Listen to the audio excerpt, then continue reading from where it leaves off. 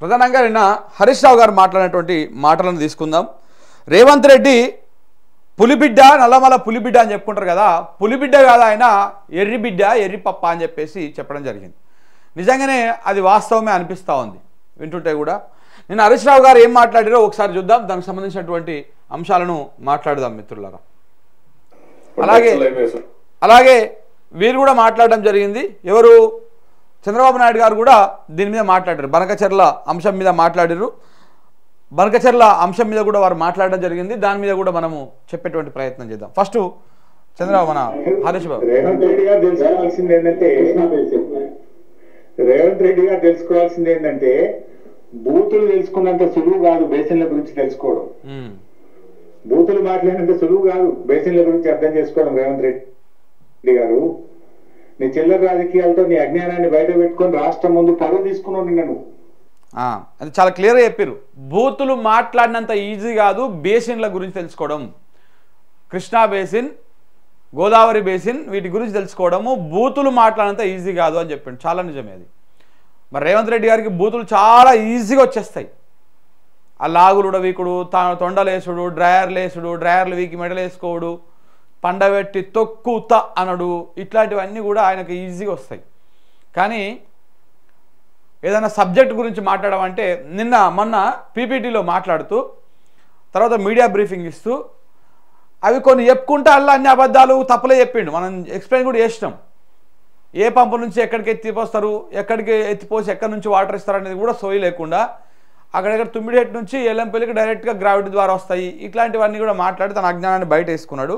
అలాగే ఆయన అది మాట్లాడుతున్న క్రమం లోపల వెంటనే మళ్ళీ రాజకీయ విమర్శలకు పోతాడు.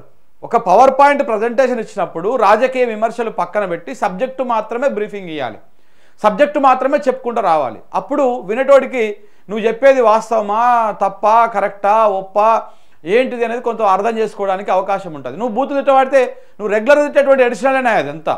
రేవంత్ రెడ్డి ప్రెస్ మీట్ కనపడిందంటే బూతులు, అబద్ధాలు ఇవన్నీ అడిషనల్ తెలంగాణ ప్రజలకు బోనస్ లెక్క. నువ్వు సర్వసాధారణంగా చెప్తూనే ఉంటావు వ్యవహారం అంతా కూడా.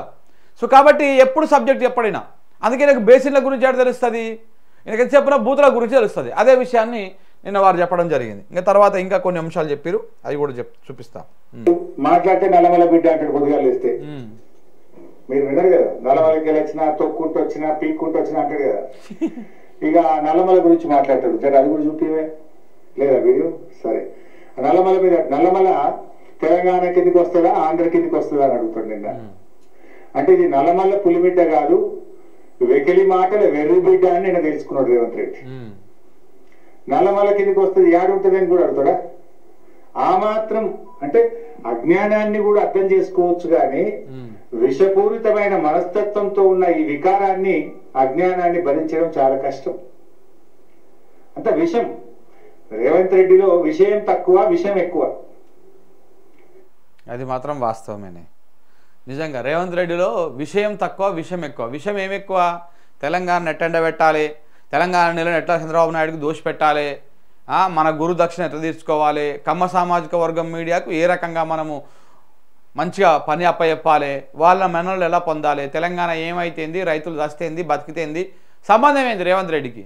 ఏం సంబంధం చెప్పు? ఆయన పులిబిడ్డ, నేను అమరాబాదు నల్లమల పులిబిడ్డ అంటాడు. నల్లమల పులిబిడ్డ కాదు, అది వెకిలి మాటల వెర్రి బిడ్డ, ఎర్రి బిడ్డ, ఎర్రి పప్ప అని చెప్పేసి నిన్న క్లియర్గా చెప్పడం జరిగింది. రేవంత్ రెడ్డి గారు అనుకుంటున్నారు కళ్ళు మూసుకొని పిల్లి పాలు తాగితే నన్ను ఎవ్వరు చూడరు అని చెప్పేసి.